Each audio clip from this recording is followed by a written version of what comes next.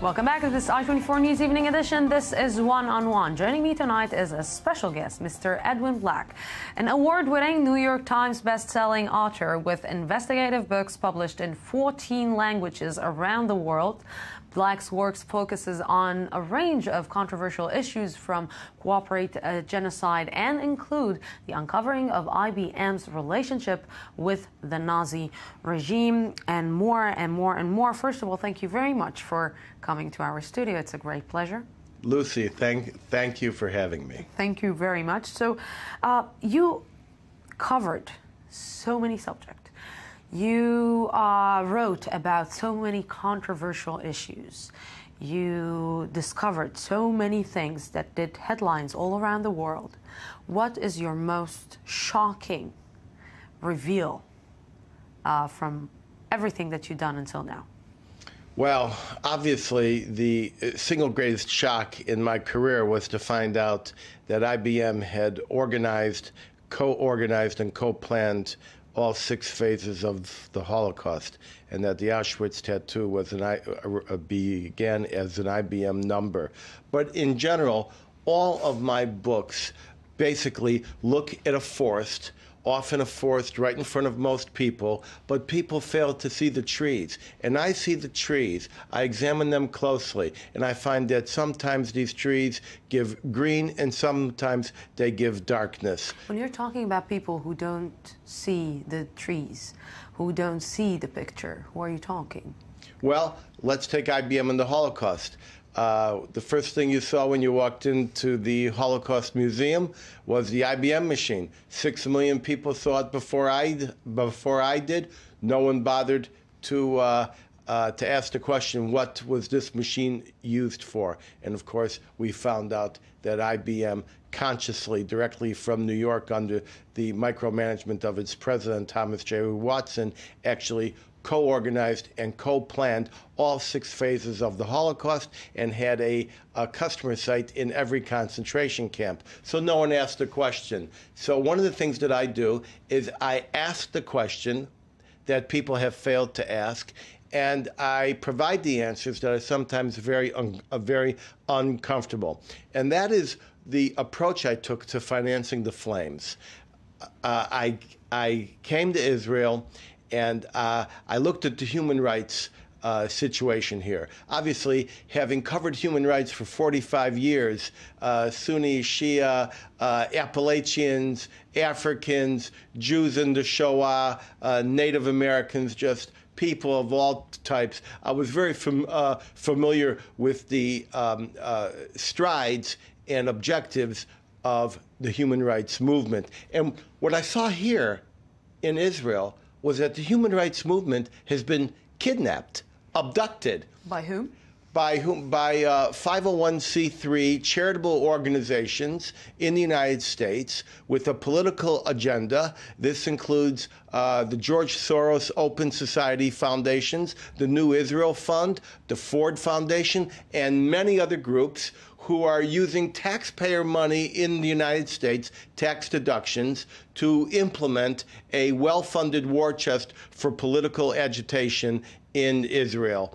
And in the process, they are giving Israel a black eye, and they're making it that much more difficult for peace and reconciliation to take place between Arabs and Israelis in this land. There are many Arabs and many Israelis who wish to live in peace, but they can't because these organizations make it impossible for them. Is it only the organization, or is it the picture that people are seeing from outside, that it's got nothing to do with what is happening actually in reality? Well, it's both. And of course, this is the point when we explain it isn't the New Israel Fund by itself. The New Israel Fund is financing some 800 NGOs in Israel. Many of them are doing very noble work, such as helping inequality between ethnic groups, giving advantage to women who desperately need it, especially in cases of battered women. but scores of them are engaged in agitation activities with a distinct political agenda that are making it very difficult for Israel to implement its desire for peace and for Arabs to come to terms with Israel. Well, what you're saying is very worrying because basically this is maybe what Israel is not realizing about its advocacy outside. It cannot actually, maybe instead of doing good publicity for Israel, they're doing bad publicity for Israel. Well, I think publicity is what we're talking about. Now, I base my remarks on the statements given to me on the record by senior parliamentarians in the Knesset, such as Yoni Chetbun, the deputy speaker, such as many military men, and they all seem to say the same thing, that the New Israel Fund, through its grantees, according to them, was working to destabilize the IDF and to erase the Jewish identity from the state of Israel. The code word for this is a democratic state. But what is really meant, according to these people here, is wipe away the Jewish identity.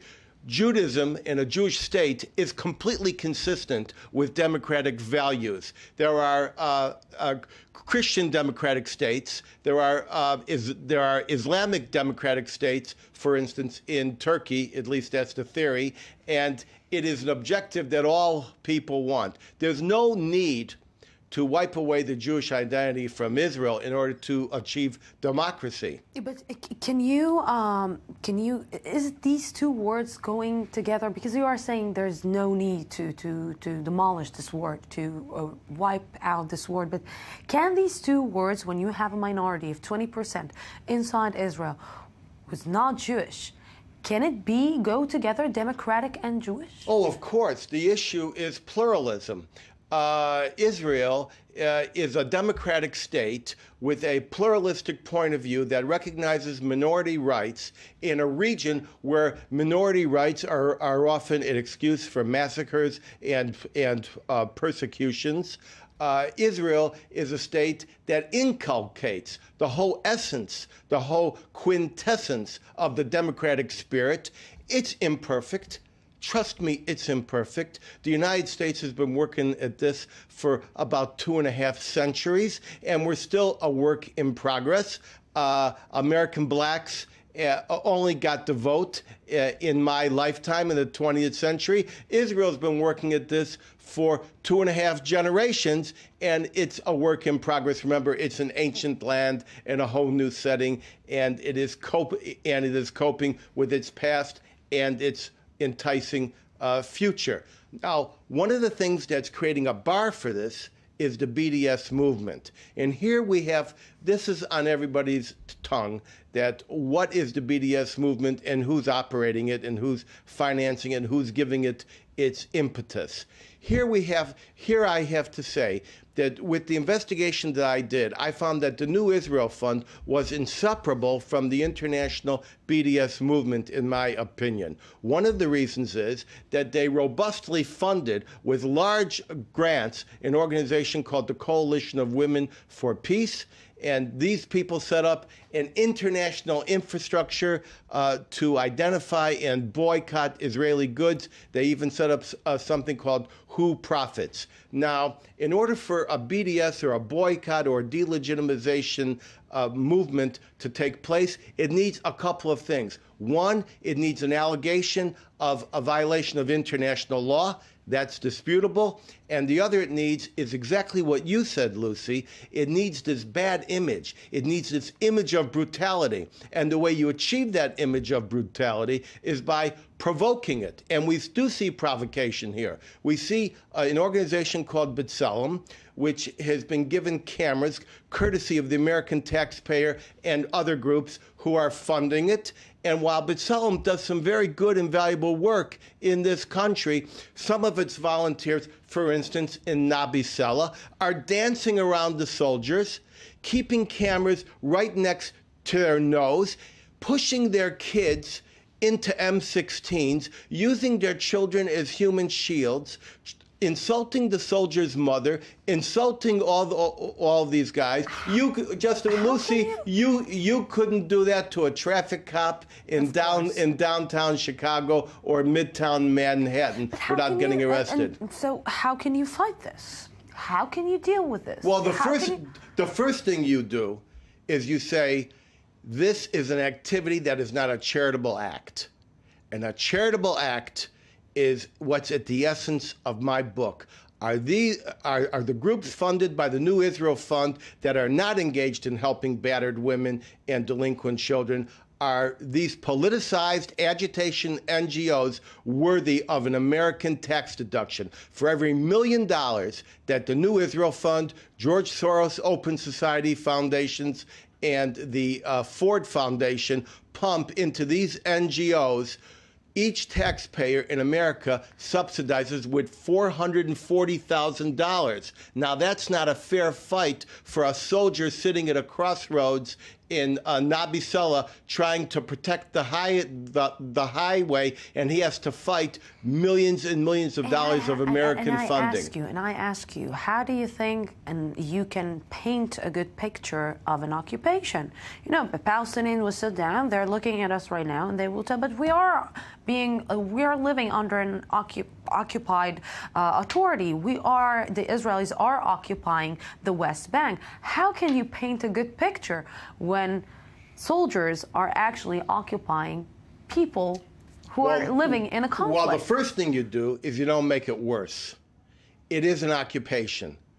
It's a long legal question as to whether whose land this is. Remember, where does international law start on the West Bank? Do you know?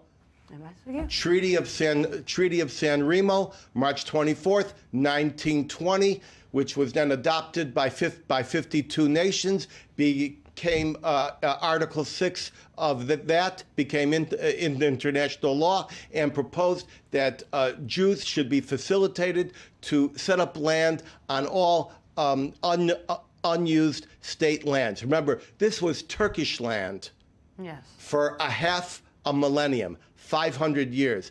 The first Turkish land registration was done in 1859, according to the Turkish Land Registration Act. 400 years, yes. So in 1920, we have this effort to settle the unused lands. The unused lands were generally the hilltops, the unused hilltops. When the Israelis come into these lands, they are obligated not to put in Israeli law, but to recognize the pre-existing law. The pre-existing law was, in fact, the Jordanian occupation law, the international mandate for Palestine, which was under Britain, and, of course, the Ottoman Land Registration Act. They can't have the same law. And now what do you have?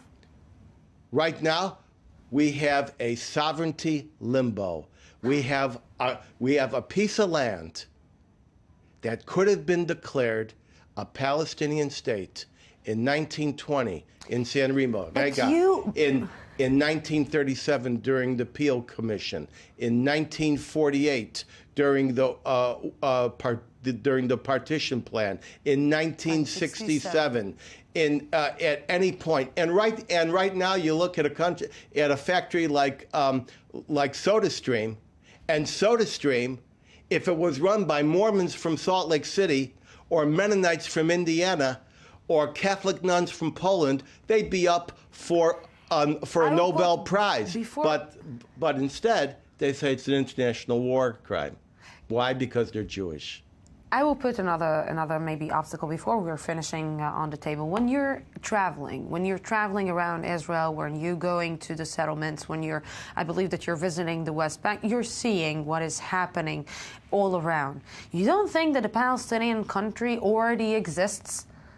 It's only a matter of discussing right now the borders, because you see, when you even just land in Israel, from the map, you see a divided... Do you actually believe that this is about a few meters? Do you actually believe... what it is about? Do you actually believe that the reason that there's been this war of this intensity with this much bloodshed is because two people can't figure out a distance between my chair and the door, how to divide that up, a property dispute, a border dispute? So in 30 seconds, what it is about? This is about hatred.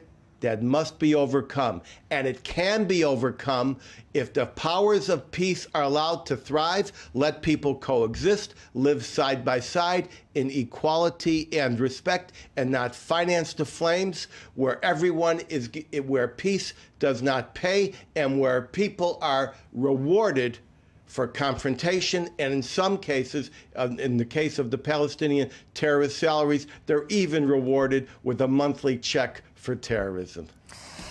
Edwin Black, first of all, I want to present, before we're finishing, Financing Flames, your latest book, right? I'm correct. This is your book. Thank you very much for coming. I could maybe still... we could talk for a few more hours. A few more hours. We have a lot of issues to talk about. But thank you very much for this interview. Thank you for coming to our studios. Hope to have you again here. Lucy, thank you as well. Thank you. And thank you, our viewers, for being with us tonight. Tomorrow we will be here at the same time, same place from the Jaffa Port, Israel. Have a great night.